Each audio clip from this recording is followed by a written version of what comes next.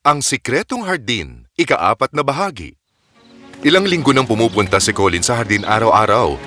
Nagsasanay siyang maglakad, natuto rin siyang maghukay at magtanim.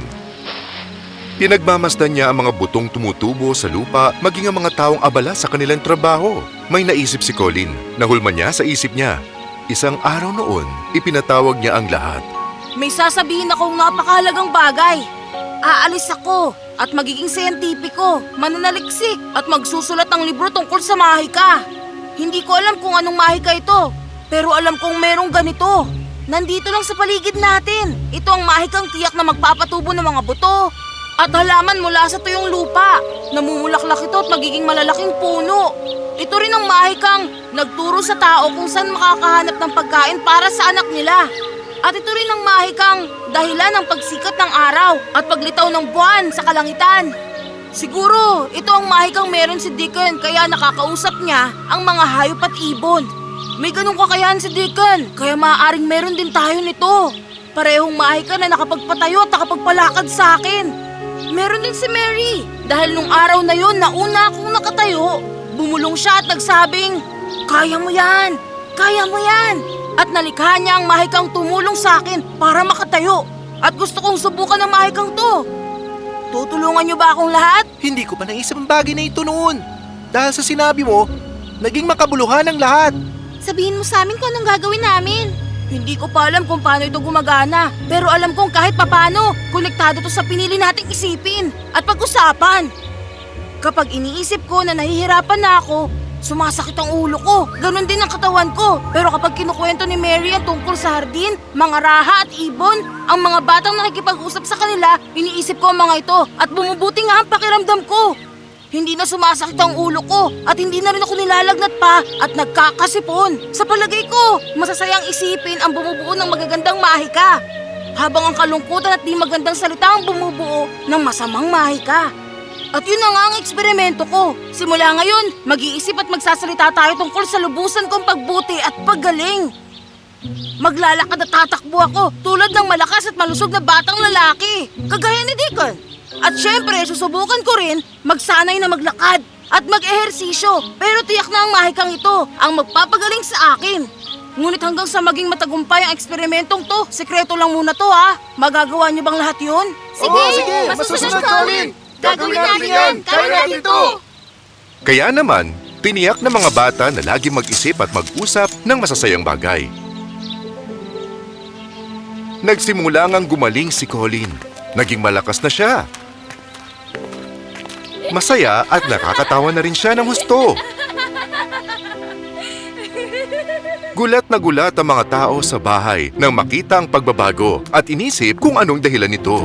Siya ay tumatawa na ngang talaga. Ilang linggo na rin siyang hindi nagwawala ngayon. At mukhang masaya siya at masigla. Pero paano? Siguro dahil sa paglabas at pagsama niya kay Binibining Lennox. Ano kayang mahika ang idinudulot niya sa kanya?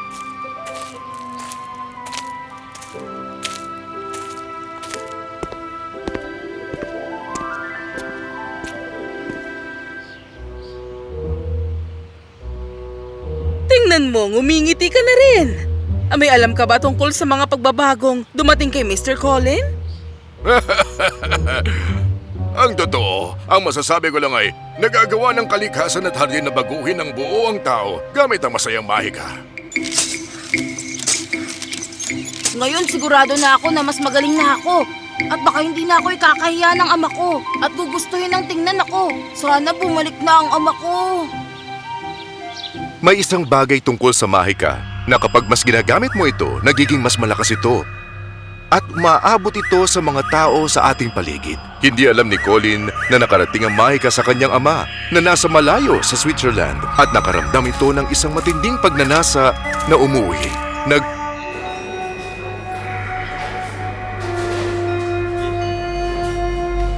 Papaisip sa kanya ang lahat ng nasa paligid niya tungkol kay Colin.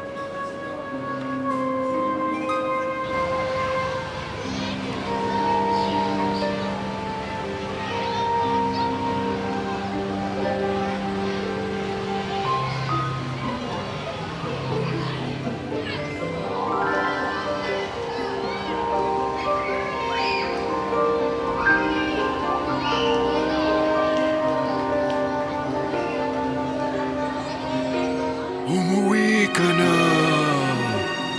Kailangan ka ng anak mo. Buhay na ulit ang hardin. Buhay na ang hardin?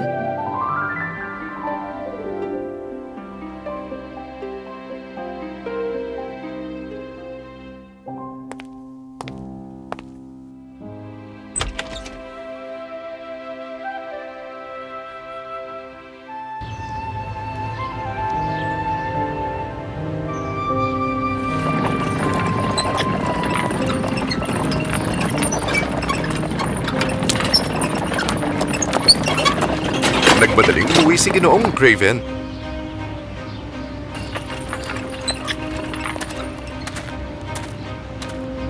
At sa sandaling makarating siya, ay sinalubong siya ni Ginang Medlock. Oh, Ginoo! Napakabuti at nagbalik ka.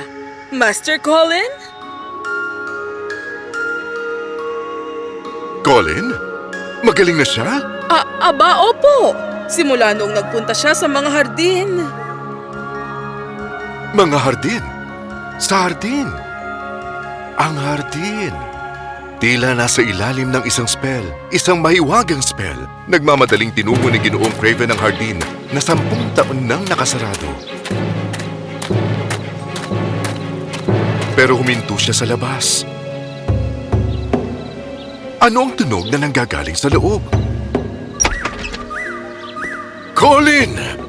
Papa! Oh, Papa!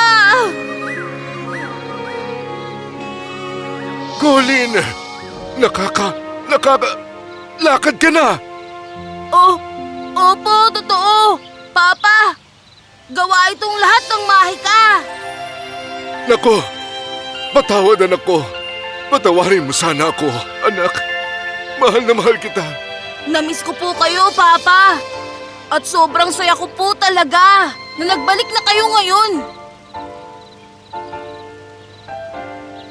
At dito na nga nagtatapos ang kabuuang kwento ng Sikretong Hardin.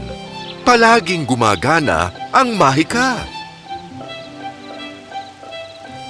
Gumagawa ng masayang mahika ang masayang isipan at lumilikha ng hindi masayang mahika ang malungkot at hindi nagpapasalamat na kaisipan.